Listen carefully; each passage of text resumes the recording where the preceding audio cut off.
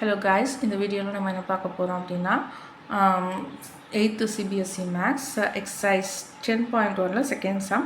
Actually அந்த video ரொம்ப லென்த்தாக போயிட்டு இருந்தனால நான் கட் பண்ணிக்கிட்டேன். ஸோ செகண்ட் சப்டிவிஷன் பாருங்கள். 1/2 the whole part 2 அப்படின்னு கொடுத்துருக்காங்களா. ஸோ இந்த பாரை ரெண்டுக்குமே அப்ளை பண்ணுங்கள். 1க்கு அப்ளை பண்ணும்போது எத்தனை டைம் மல்டிப்ளை ஆனாலும் நமக்கு 1 தான். ஸோ இது 2க்கு வரும்போது 2q whole part 2 அப்படின்னு வந்துடும்.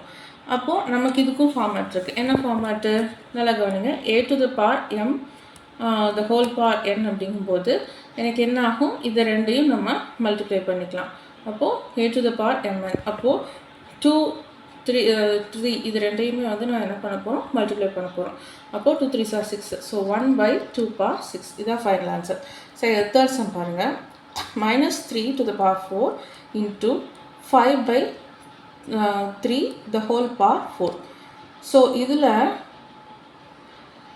நம்ம வந்து ஃபஸ்ட்டு என்ன பண்ண போகிறோம்னா, ஆக்சுவலாக இந்த -3 இருக்குது இல்லைங்களா, -1 தனியாகவும் 3 தனியாகவும் நம்ம எடுத்துக்கணும். சரிங்களா?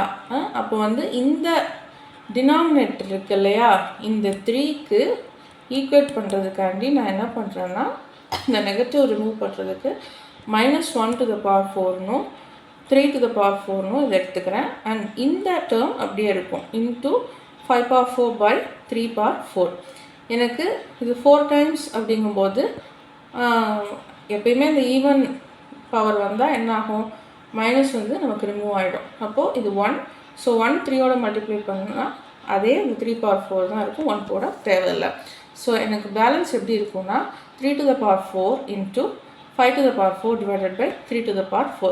இப்போது நம்ம கொஞ்சம் மாடிஃபை பண்ணிக்கலாம். எப்படின்னா 5 to the power 4 ரிமூவ் பண்ணிட்டு முன்னாடி எழுதிட்டு 3 to the power 4 இந்த இடத்துல எழுதிக்கலாம்.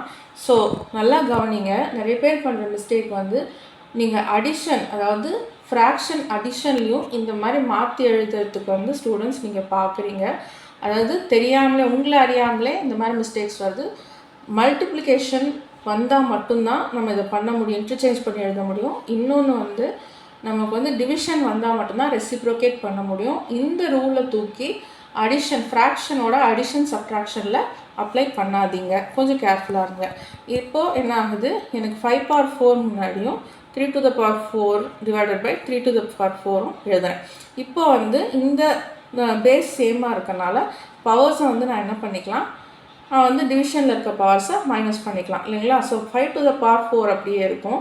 எனக்கு வந்து இது மேலே கொண்டு போனோன்னா 3 to the power 4 minus 4. So 4 minus 4 I obviously get 0 இல்லைங்களா.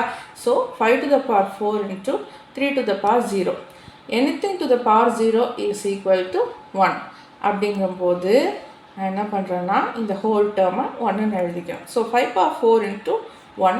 ஸோ எனக்கு ஃபைனல் ஆன்சர் 5 power 4.